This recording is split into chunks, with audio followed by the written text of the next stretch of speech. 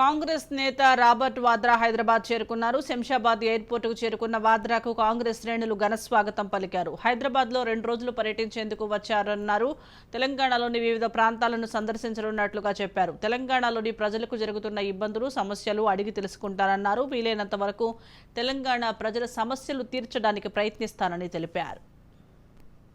వాద్రా గారికి వాళ్ళకి హైదరాబాద్ ఒక ప్రైవేట్ ప్రోగ్రామ్ కోసం వస్తున్నారు. As guest of Rajender Dichpally గారు ఇక్కడ నేను కూడా కాంగ్రెస్ పార్టీ అధికార ప్రతినిధి అయినప్పటికీ ముఖ్యంగా రాజేందర్ డిచ్పల్లి గారి ఆహ్వానం మేరకు వచ్చి రాబర్ట్ వాద్రా గారిని ఇక్కడ రిసీవ్ చేసుకుని తనకు కొన్ని ప్రైవేట్ ప్రోగ్రామ్స్ ఉన్నాయి, దానికోసం మనం ఇక్కడికి వచ్చామండి. తన స్కెడ్యూల్ ఉన్నది, కన్ఫర్మ్ అవుతుంది. ఒక పెద్దమ్మ గుడికి అయితే వాళ్ళ విజిట్ ఉన్నది. మిగతా అన్ని ప్రైవేట్ ప్రోగ్రామ్స్ అండి, అఫీషియల్ గా పార్టీ లైన్ కాదు కాబట్టి కొద్దిగా ఇది ఇన్ఫర్మేషన్.